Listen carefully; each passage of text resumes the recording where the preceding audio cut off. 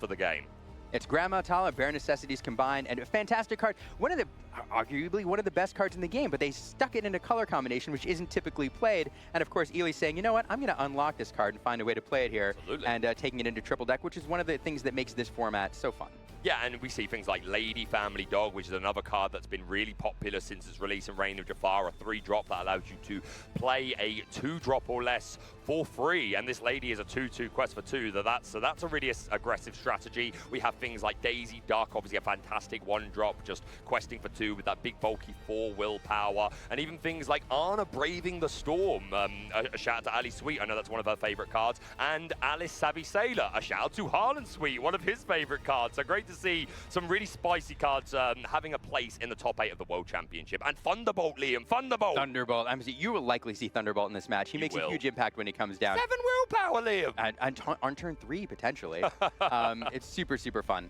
Over on Ed's side, he's playing the more tempo version of this deck. I know in recent sets we've seen the Amethyst Emerald deck become, people have worked the discard package in, kind of divorcing it from Steel and putting it with the Amethyst build. But here, Ed's playing more of the tempo package, a lot of cards that we're used to seeing. There's some Merlin Crabs, there's a lot of Diablos. Sometimes this deck is referred to as, whoops, all Diablos, because there's 16 of them in here.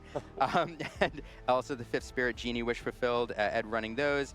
Peter Pan Shadow Finder. It's a fairly standard tempo list, I think, these days. On the top end, we do have Crickies, which can make for incredibly impactful turns in character-based decks. And Cricky is a card that we could see make a huge difference here if Ed is looking to get over a Thunderbolt into some of those other easier to banish characters. And one thing worth mentioning as well is obviously a lot of Emerald decks have the Ursa the Deceiver, the 2-drop, which allows you to look at your opponent's hand and discard a song card. But Ed will know, due to the open deck list formation of this format, not a single song in the Amber Sapphire deck. It's mostly characters. We do have 4 Porpsicle, 2 copies of Restoring the Heart, which is super interesting. But other than that, it's all characters. 4 Bell as well to hopefully go along with those Porpsicles. So yeah, Ursula won't be getting any hits, but sometimes just information is good enough, right, to look at the hand. But I don't think Ed's going to be too keen on hard altering for that Ursula in this particular matchup. Yeah, so as I'm looking at these lists, I think this might be a bit of a challenge for Ed with Ely on the play. He's going to be keen to find Cloud Kickers early to try to slow down Ely's tempo. The problem is Ely runs a bajillion warded characters, or characters to give his characters wards. So if Ely can get some of those on the board, some of Ed's answers are not going to do it for him. And I'm looking at this here because one of the other answers for Ed, or in these colors usually, is Madam and Fox, which you can play on turn 3 to challenge into something, but I don't see any run in Ed's list. So some of the cards that he would like to have to banish character, for character-on-character challenges fast in the early game, Ed's not running those. So I think he's going to want to go wide, perhaps leverage Merlin Crab in the early game paired with some Diablos to get into some of those characters, and find his way into a Cricky in the mid-game in order to get over Ed, or Ely is probably fairly wide board at that point. And it shows an example of the different play styles that actually have potential against different decks, right? Because if you're ever against something that, like a Ruby deck that might be running Sisu or B-Prep, or even an Emerald deck that has something like Under the Sea, you really need to be careful about going too wide, because if you overcommit to the board and they play one of these big cards and break the board, then you're kind of crying, in my opinion. But in this particular matchup, no board wipes, are both players free to extend as much as they want. But we do appear to be in the altering phase. Ed Chu throwing back 5 cards, just keeping 2. And it seems that Illy on the other side got 3 cards on the table. Are those the ones he wants to keep, or are those the ones he wants to send back to the deck? I imagine they're the ones he wants to send back to the deck, because he has a Daisy and a Lady in hand, and that is indeed what happens. We find that Anna Braving the Storm, and I think that Restoring the Heart was still in hand as well, which is really interesting. 1-drop dual link for Amber Sapphire. You can heal up to 3 damage from a character and draw a card. Yeah, and we see, I got a good look at Ely's hand, not so much at Ed's, but Ely with 2 Daisy Ducks in there, Lady Family Dog. He's in for a very fast opening here. You can kit Daisy. That is one thing. That is true. Yeah, you but you talked about the relevance of the ward keyword, which is so relevant in this matchup, where Ed's running things like, you mentioned the kit. There's also things like We Don't Talk About Bruno. And one of my favorite new cards, Wrong Lever! Wrong Lever! Why do we even have that lever? For you, just to make you cry. But yeah, Wrong Lever and cards like Bruno, etc. do indeed choose a character. So ward will be a very useful keyword for Illy, but this Daisy does not have it. So hopefully we've got a kit to be able to take some of that early pressure off. Well, let's see, we're getting a little bit of a look at Ed's hand now, and he has some of the cards he wants. He does have that kit. He has a number of Diablos here, and he has the Crab as well, so we can get a Diablo on the board early, establish another character on turn 2, and on turn 3, that Crab is available to make those Diablos a little more powerful to challenge into something they need to remove. Unfortunately, not enough to overcome the Daisy with that Diablo plus the Crab, but Ed does have cards to answer here, so we'll see how fast Ely can start and how quickly Ed can answer. And being on the play is huge, of course. Ed, you can see it on the screen there, first seed with a 5-0 record. There were 7 rounds, but as soon as you got your 5-match wins, you were done for the day. So Edmund decided, okay, I've got my 5-match wins. I'm going to go and relax. So as a result of that, he is first seed, and this is seeded. The player with the highest seed gets to choose if they're going to be on the play or on the draw. So against this sort of aggro deck, being on the play is huge. We're going to see Arna sent to the Inkwell, and down comes Donald's Date. Speaking of aggro, that's one of the most aggro cards in the game right now. 4 willpower, difficult to remove. It coming down on turn 1. It does have the disadvantage of when you quest with it, your opponent gets to look at the top card of the deck. If it's a character, they can put it in hand. Hopefully, you're hoping your opponent misses. At the very least, you get some information. But the drawback there is definitely worth it if you're looking to be aggressive early. To be fair, there are 4, 8, 12, 16 non-character cards, which are 4 friends, 4 pull the lever, 4 wrong lever, and 4 we don't talk about Bruno. But Ed Chu going into turn 2, just playing another Diablo on turn 2, also questing with the one already there. And you mentioned the Crab, the Merlin Crab's ability to boost up this Diablo and make some nice challenges, although the 3 strength that Diablo would hit, not enough to take out this Daisy. But down comes Duke Weaselton, I don't know at this point, but a very aggro character. Weaselton in this instance. Peter Pan Shadowfinder also in Ed Chu's list is going to be a really good card in this particular matchup. Of course, having Rush and Evasive and giving Rush to your evasive characters. And there we do indeed see that Shadowfinder come down onto the board. We're going to quest with a couple of burbs, but now we are threatening the turn 4 giant spectral parrot, Iago, who does have that evasive keyword, meaning while the Shadowfinder's on the board, it will be a Rush 4/6 body. Illy umming and ahhing what he wants to ink here. I see a Wendy Darling in Hammer. Do see that Thunderbolt as well. We don't have a puppy yet, but we're going to go wide. Turn 3 Lady, which allows us to play a cost 2 or less character for free.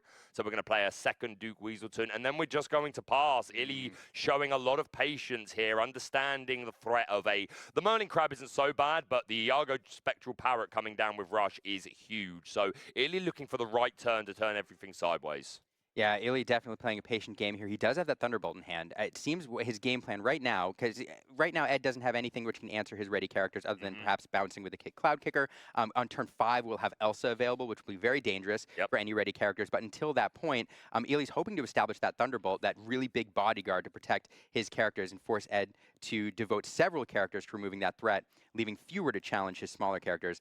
But oh my goodness, look at this going wide. That's 2, 4, 6, 8, 10, 12 lore on the board for Illy. Illy now deciding, do I want to put any of these characters at risk? And no, he's going to pass it back over. That's 12 lore, more than half of the lore you need to win the game sitting over there now. This one makes sense to me with the Alice seeing coming into play. Of course, when she quests, you can give Ward and another lore pip to another character. So wanting to wait until we can perhaps ward something up and get some extra lore out of it. But yeah, Illy's showing a lot of restraint. And we mentioned this yesterday. Sometimes the best turns in Disney Lorcana can be ink pass or ink play a couple of characters, but don't turn anything sideways. Identify the right turn. Illy just pairing up the characters on board that have the same name. A couple of Daisies, couple of Dukes, a Lady and an Alice. But Edmund does come in with that 5th Spirit Elsa. A really important card to have on this turn. Otherwise, Illy's just going to sit there, build up that board, getting even 2 lore off the board here. Super impactful. So Ed having a lot of the cards that he wanted to have early. And looking, he's not the aggro deck in theory, but he's pushed his lore all the way to 9. Definitely on plan here. Illy's going to hope to drop that Thunderbolt next turn, or several other high lore characters, and try to close out this game in 1 or 2 turns. But Ed pushing the tempo here. Yeah, 100%. That Thunderbolt is a 5-cost character, but you can shift it onto a puppy for a cost of 3, but no puppies on the board at the moment. That lady is no longer a puppy. She does not have that puppy characterization, so we can't shift onto her. So we're doing some maths here, but you are absolutely right, Liam. Ed able to jump up to 9 lore. These Diablos just been sitting there questing away, tempting Illy like, come on, take out my burb, let me draw a card, turn your character sideways, and let me respond. But Illy showing a lot of patience. Down comes another Alice. Savvy Sailor. I'm seeing double. Double Alice. Alice's. Alice. Alisai. Alisai. Multiple Alisai there sailing across the board. Again, these characters give ward and additional lore when they quest. So that means if you do the math, 1, 2, 3, 4, 5, 6, 7, 8, 9, 10, 11, 12, 13, 14. Public math is dangerous, but 14 lore with those Alice's questing. And Ely now thinking again, do I put any of my characters at risk? Ed has 3 characters on the board which can respond. Ely doesn't know. We know that there's a crab in hand unless Ed inked it without us noticing. So Ed will be able to respond pretty strongly to any characters who go questing this turn. Yeah, 100%. Ely doing the famous finger maths. I think we've all done this at some point in our Lorcana careers. Are you a pointer or are you a conductor? Let us know in chat. What's your method for doing some maths? But we are going to exert a quest with this Alice, and I believe that was an indication that we are giving ward and an extra lore to the Daisy Duck. 8, 9, 10, 11. 11 lore, and now Ed quickly doing math now of his own, trying to figure out his response here and how to ideally and efficiently remove as many characters as possible to what he has available. Yeah, a huge lore burst there from Ely from these characters. Has been super patient, like waited until this turn to start questing things, and now we're already at 11 lore, and now we are threatening game. There's 2, 4, 6, 8, 10. There's 12 lore on board, but technically 14 if you account for Alice's abilities. A collection. They're savvy sailors, so I guess it's a crew of Alice. That's true. That's true. They're a crew. They're a crew of sailors. So with 1 crab in hand, that leaves 4 characters able to respond. So Ed will be able to likely remove 4 of those, leaving 1 up to be chosen by the Alice. Did we have that crab? Can you get a decent look at Ed's hand there? We do have the crab. I think I see a lever in there. I'm not sure if it's a wrong lever or a pull lever. The crab is there. Great, that's good. That's going to be super good to allow this Diablo to make a nice challenge into the Lady or the Duke Weaselton. Would be able to trade with that. Nailed it. Thank you. Just doing some maths of his own. Again, this is the World Championship. We're in the top 8. This is not the time to rush. We've got plenty of time for these finals. We're only 12 minutes in so far. Best of 3, so take your time. This is what it's all about. You've worked your whole Lorcana career, and we are going to commit. The crab comes down, give Challenger 3 to that Diablo Obedient Raven. The Raven is going to trade into Duke Weaselton and draw a card, courtesy of that Diablo. One of the best 1-drops in the game, Liam. Absolutely. It sits there, it gets lore. If you banish it, you get a card out of it. I love a card, thanks. And it makes a heck of a crab target if it sits around there for a while. So very good. Very good use of the card there. And this Iago Giant Spectral Power, 1 damage on it. Just an absolute beast. Obviously, these illusions have that vanish keyword. If they're targeted by an action, then they are indeed banished straight away. I need to double check if Restoring the Heart can target opposing characters, because if so, that could be an interesting way of getting rid of this Iago. I'll just double check. But outside of that, not a lot of ways that we could target this illusion. And this Iago's Giant Spectral Parrot next to the Peter Pan Shadowfinder is a match made in Lorcana heaven. Ed sizing up these blockers here, figuring how he's going to allocate them. That Peter Pan will challenge into the Duke Weaselton. 1 damage there on the Peter Pan. And then Elsa will clean up that Lady, leaving the Daisy Duck, Donald's Date, on the board along with the Alice. Restoring the Heart. Yep, so remove up to 3 damage from chosen character or location. So Restoring the Heart is a way that we could remove this Iago if we want to. It might be a bit late now. We see Edmund going even wider and a smile on both players' face. I think they see the writing on the wall here. We do find Thunderbolt, which is not bad. But a top deck of a Popsicle, not super helpful. I mean, we did need the ink if we were going to play the Thunderbolt, but just, unfortunately, Ed with so much strength on that side of the board, a crab which can challenge in as well and give something else challenger upon removal. Ed probably has the tools he needs to deal with most everything, but that Thunderbolt will go into bodyguard position as it comes into play, and now we'll have 5 lore available on the quest to allow Ely to go up to 16.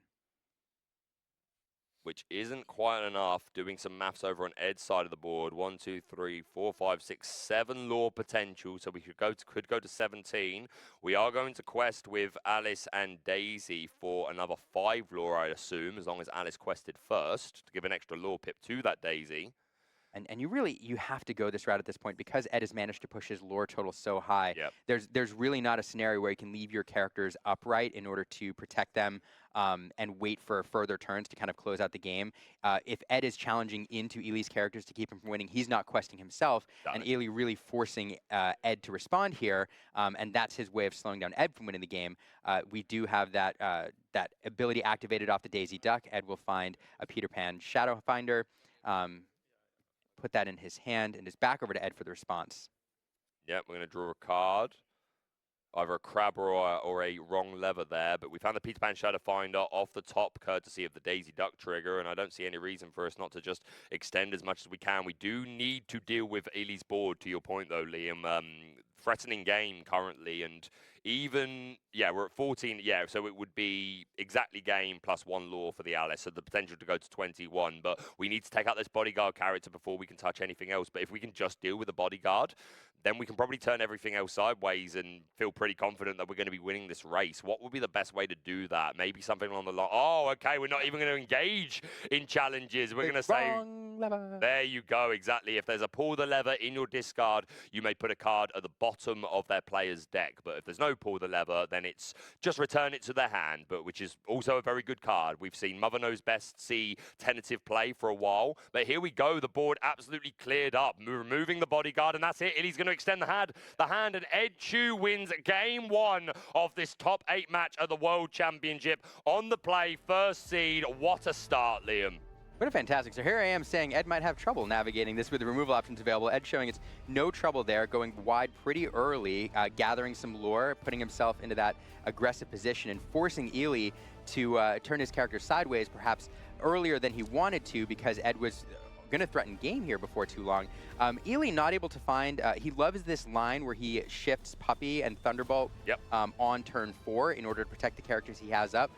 Wasn't able to find that, and just not able to gather the lore he needed fast enough to prevent Ed from taking that game.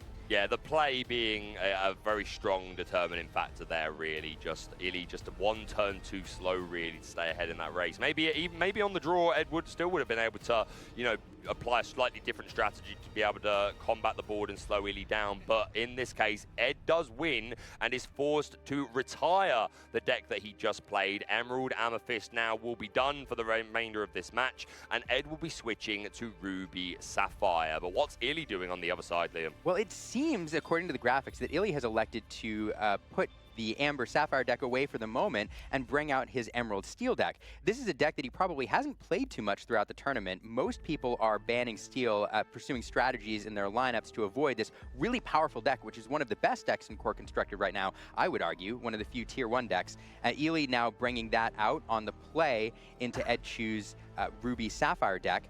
That will mean, though, that if Ely wins this game, he'll be forced to play his Amber Sapphire deck on the draw in Game 3.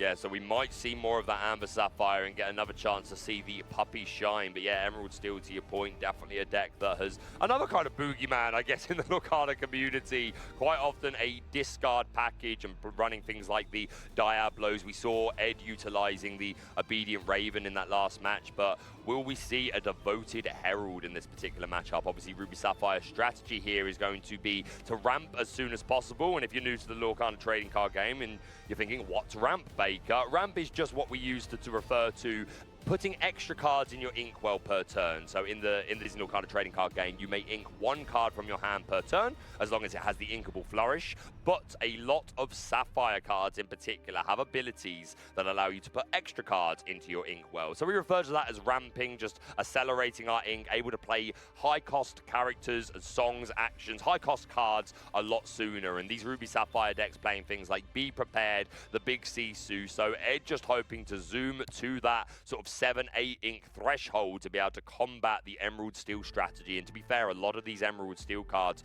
do have 2 strength or less, which is what you need for Big Sisu. But you always have to respect the presence of something like Pete, which is going to shut off Be Prepared. And of course, Emerald Steel recently playing things like Pete Space Pirate, who's a big 5/5. So we do have bigger bodies there, Liam. Yeah, that's true. This is going to be a super fascinating matchup. Ely is going to be looking to put some hand pressure on Ed early if he can, just get some of those extra cards out there to prevent Ed's ramp getting to the resources that he needs to play those sweepers. But the interesting thing about these discard decks is they're not decks in the traditional discard sense that they're looking to put you into top deck mode as soon as possible, and that's kind of what we saw early on when Bucky was running around in the meta, forcing you into top deck mode on turn like 3 or 4. These discard decks put a little bit of hand pressure on, but they're actually kind of value engines. They have multiple ways to draw them quite a few cards, whether you're pursuing the unchecked Diablo-devoted Hero line, or you're going to put a Beast Tragic Hero on the board early, or probably the favorite of these decks, getting a Prince John on the board in the mid to late game, and then forcing your opponent to discard quite a few cards in order to draw off the Prince John trigger. And it's not uncommon in these types of matchups, these games that go along, to see an Emerald Steel player with 20 or so cards in hand in the end game if you get that going.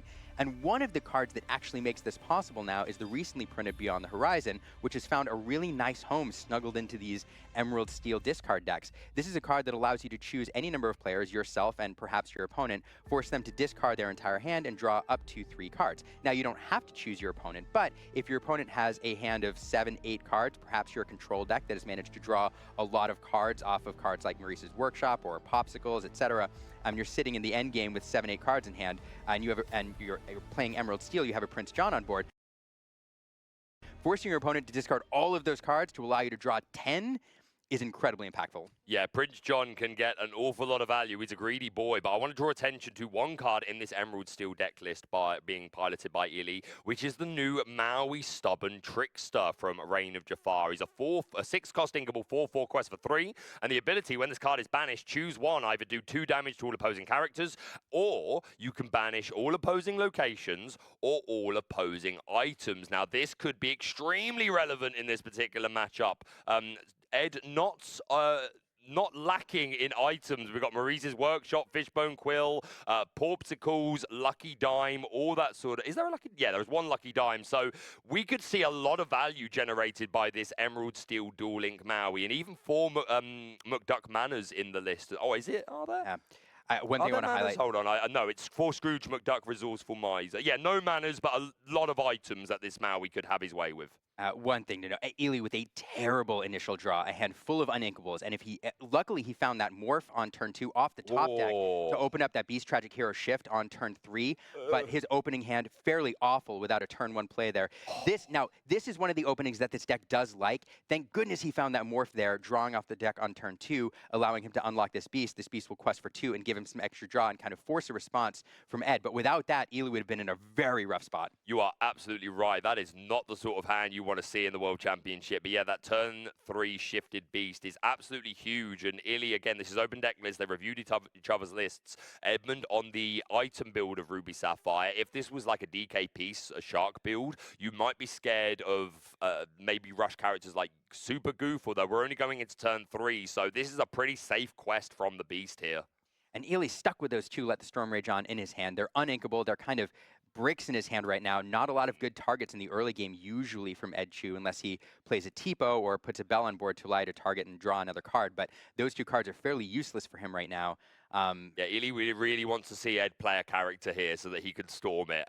Even if it's not taking it out, we're going to see the Fishbone Quill, ink the Brawl, play the Fishbone Quill, and we're just going to ink. But thankfully, Illy is going to get to draw 2 cards here. 1 courtesy of the Tragic Hero and 1 for turn. And we find a Morph and a Prince John. At least we can ink, Liam. At least we can ink something. That is true. Yeah, I imagine this is probably going to be an ink Morph, and then it's either the Diablo or one of the Prince Johns, although we don't have any discard at the moment. But sometimes just getting the Prince John down just to threaten it when you do find the discard is good, but also getting this Diablo online is fairly reasonable. I wonder which Illy is going to opt for. It's interesting as well sometimes because if he missed ink, you might have had to have stormed your own beast just to draw a card, which then shuts off the ability to draw extra cards. I'm not saying he would have done that, but you might have not been less of a luck. Not if you want to ink, you might have to. You might have to. In fact, that's probably the play, to be honest.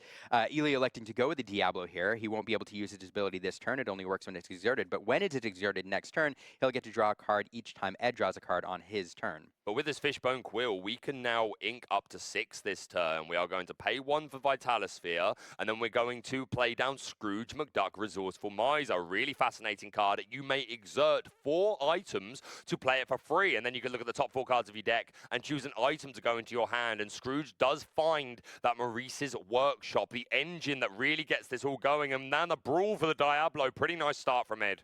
With no more Hiram Flavisham around, these workshops are doing work now, propelling these decks into the end game. Right. You really want to find it at this point in the game, so hitting that off the Scrooge feels really good. Ed then brawling that Diablo, getting it off the board, not allowing Ely to draw any more cards. 2 off the Beast is enough, he says. Yeah, 2 will do. That's good enough for me. But yeah, Ely with a really tense start with that brick of uninkables, but he has seemed to draw his way out of it. We're going to Inca Diablo, and down comes a second Tragic Hero Beast. Not a terrible card to find right here. Of course, as you pointed out, Baker, we're getting very close to Be Prepared territory, but we know Ed doesn't have one in hand just yet, but it's something that will be scary. But if those beasts can stay online for a couple turns even, getting 2 cards per turn, off, 1 off each one is great. Hey, even 1 turn, because Ed's only technically 2 turns away from B Prep if you account for the Fishbone Quill in play, because when the Fishbone Quill allows you to put another card from your hand into your Inkwell, it doesn't even need to be inkable, and it comes in ready, so you can utilize that ink straight away. So just this 1 turn of drawing 3 cards, courtesy of 2 beasts and a draw for turn, is pretty good. We're going to play down the Maurice's Workshop, and we're going to exert 4 more items to play another free Scrooge McDuck. Of all characters that I think love the word free, it's probably Scrooge. That is true. And Ed missing there. A couple crabs, Sisu going to the bottom of the deck, so no items found off that Scrooge. Fun note, as we're staring at Scrooge there, I like to talk about art every now and then. Scrooge McDuck is by Scottish artist Kenny Anderson. When I asked Kenny, when he did art in set 1, if he had a dream card to do, and he said there's very few Scottish characters in the world of Disney animation, but if he got to draw a character, he would pick Scrooge McDuck. So we were very excited to see this card out. Disney is about making dreams come true, and Kenny's dream came true by getting to draw this character in an official capacity. Yeah, this is a really fantastic new card. A quick shout out to content creators, the 2 Scrooges who like to sit and complain about different, I'm joking, not really complain, but they like to evaluate Lorcana and very much embody Scrooges. So shout out to you guys, but this game still hard and swinging. Illy, a couple of Prince Johns in hand, but we haven't seen a single discard tool as far as I could tell. But a trio of beasts on the board. Ely seeming to find all of them this game, or almost all of them. So those will continue to draw him cards unless Ed finds an answer. Without a Sapphire Coil on board, if he gets to a Sisu, that won't do it. So Ed, hoping at some point for a Be Prepared. Ely has been happy to leave those beasts standing upright, ready, drawing him cards, not putting them at risk to being challenged into by those Scrooges. But here comes Ed, not crabby at all to play this Tamatoa, happy as a clam, who's going to pull back a couple items. Do we have anything in the discard pile there, Baker? Not that I can see. All right, so just a big body on the board, but a body that will allow him to get items in play for free if he's allowed to quest next turn. Did we pop our own Popsicle to maybe recur that? I don't remember having a Popsicle. I thought there was at some point, but perhaps potentially not, I guess. Well, there is one in hand, so perhaps I missed that. Yeah, because I think it was a turn 1 Popsicle from Ed, so it makes sense that you would pop that and bring that back. So able to get some value from that Tamatoa. We are going to be inking Pete. So interesting decision here. So if you are scared of the Be Prepared on next turn, you can play a Pete. Now, he does have another one, and it looks like that's going to be the play. So it is the Be Prepared turn. Ely shutting that off for this turn. We know Ed doesn't have it. Ely doesn't know that. And then going to play a Prince John. So going wide here, and oh my goodness. 5 characters on the board there. That means that Strength of a Raging Fire will do 5. Yep. Ely singing 3 of them to clean up the board. All 3 beasts singing 3 Strength of a Raging Fire. This is probably a line of play that has never been done before in the history of Lorcana. What a fascinating play. That is a lot of strength. Be a man, you must be. Sorry, I'll calm down. Oh, you didn't finish. It's a great song. Look at these beasts, Liam. What do you call a group of beasts? A herd. A tragedy. A tragedy of beasts. A tragedy of beasts. Oh, I like that. I think we make that canon, lads. I'm not going to lie. A tragedy of beasts. Very cool. This board. And of course, this Pete shutting down actions. Yeah, so Be Prepared. Even if he had it, it wasn't available. It's a really interesting board state here. This is a lot of lore on the board for Ely, unless there's the Sapphire Coil, so that will pair nicely with the Sisu if we find it. We draw another Sapphire Coil off the Maurice's Workshop.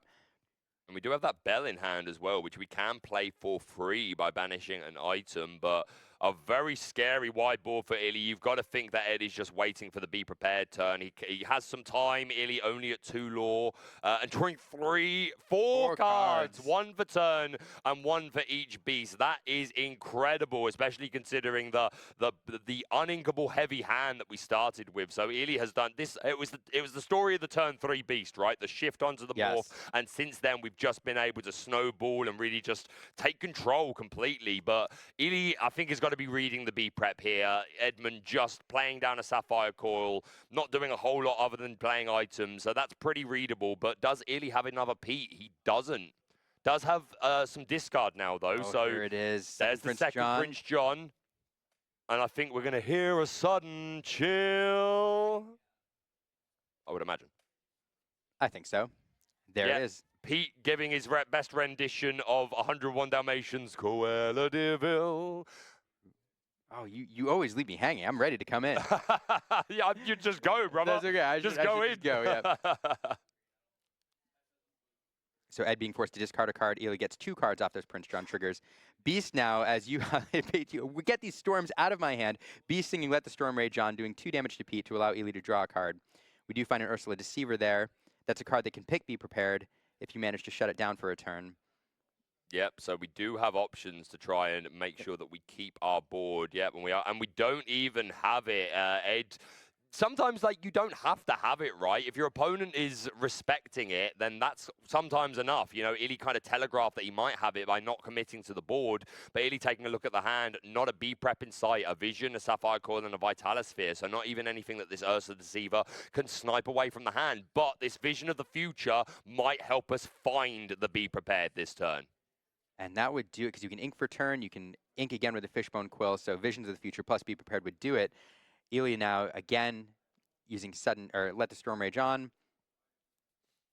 Are we going to be utilizing that final 3 ink? Because we did sing with one of these beasts to put the damage on Pete with Storm Rage On, whereas we've got 3 ink left over here, and I don't think Illy's going to want to play anything. He knows that there's no B prep, but he knows there's a Vision, so he's still got to respect it as an answer next turn, right? So, you know, perhaps we could have got another 2 lore out of that Beast Tragic Hero and just paid 3, but you never know what you're going to draw, right? Maybe, like, Illy was digging for a Be Prepared response, right? The P or the Ursula, so I respect the play. And if he picks that Be Prepared and there's no other card draw in hand, then you play the odds and drop that character on the board. Ed here drawing, not finding that Be Prepared yet, so let's see if we're going to go that route. There it is, 2 ink, 1, 2, L. 3, Sisu is good. Workshop, 4. Coil.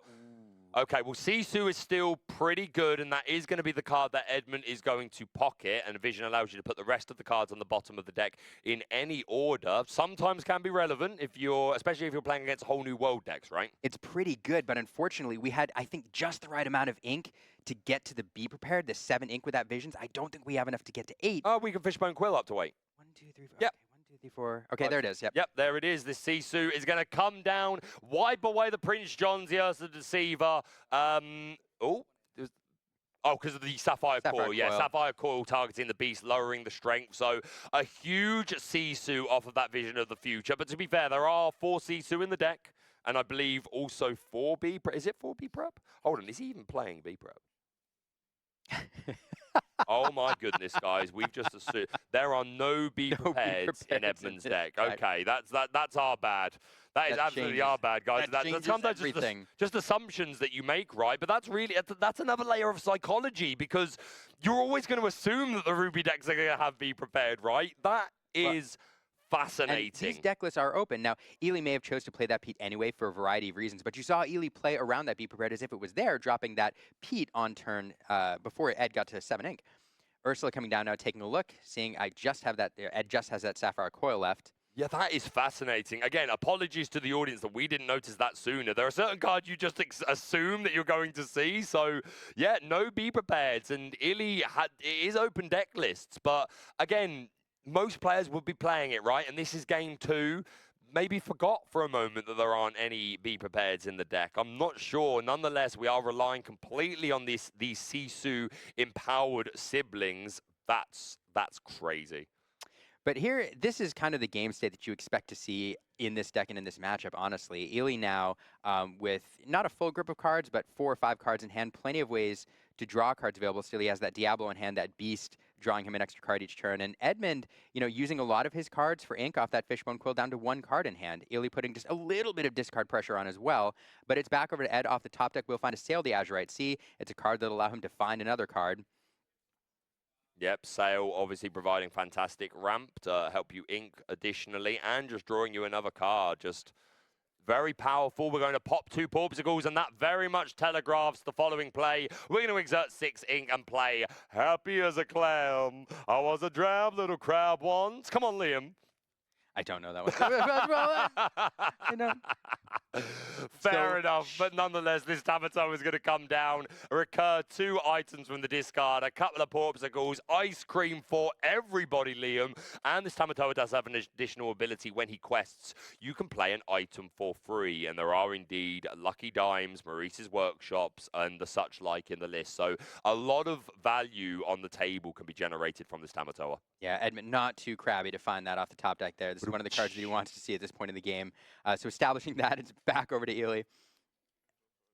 Tense game so far, 6 lore to 7. If you're only just joining us, welcome back to day 2 of the Disney Lorcana World Championships. This is round 1. We are going to be showing every single top 8 game today. You will not miss a moment of the action, at least not on our end. So welcome on in. This is the first round that we're watching. Edmund Chu, the North American champion, versus Ely.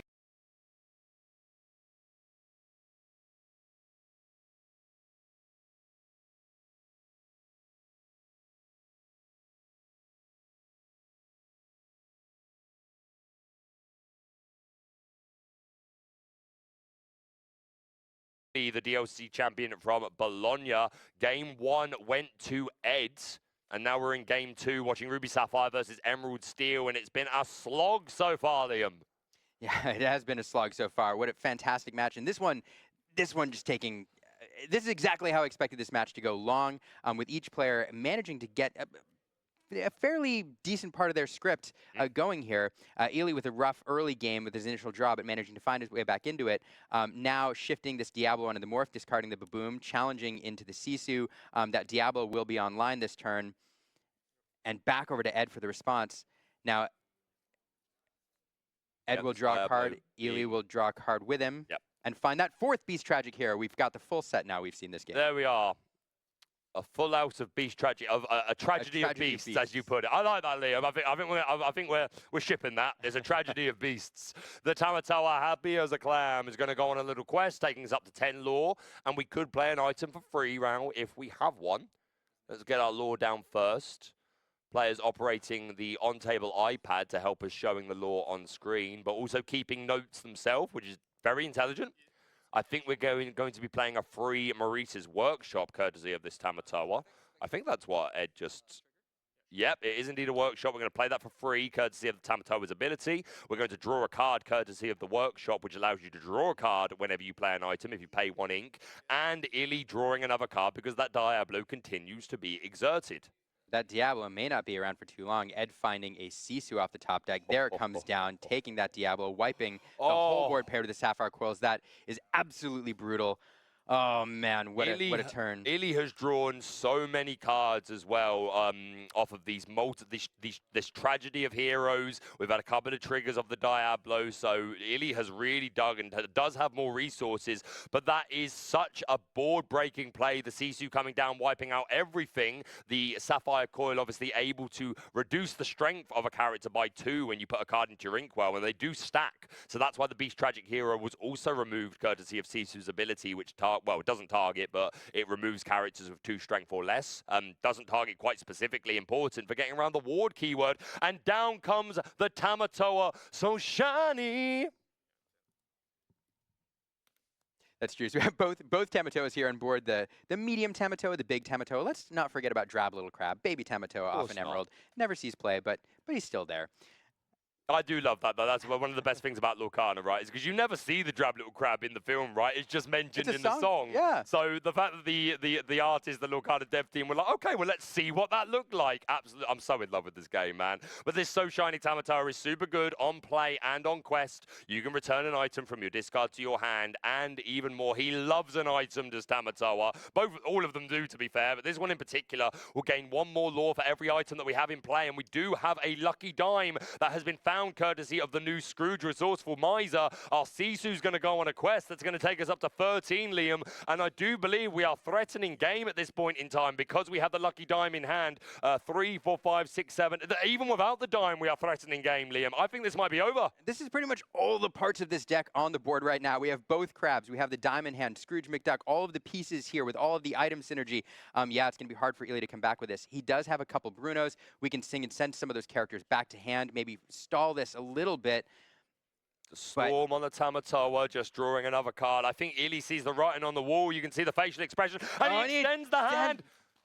My goodness, this very first win. Ed Chu is going to be the first player to advance beyond the quarterfinals, into the semifinals, into the top 4. A fantastic matchup. Ed Chu, the North American champion, your very first semifinalist in the World Championship. What an incredible showing. Ed Chu, the first seed in day 1, got those 5 match wins and was able to retire early for the day, went and got some food, went and relaxed, and now he comes in fully refreshed and focused for the top 8, taking a 2-0 over Ely, the Bologna DLC champion, and an absolute incredible feat. Ely no slack at all. So Ed really showing a dominant performance there. I could not be happier for him. Yeah, and another shout out to Ely, a fantastic deck builder, bringing in a really creative lineup, a deck that I'm pretty sure a lot of people are looking at right now, trying to figure out if they can make work.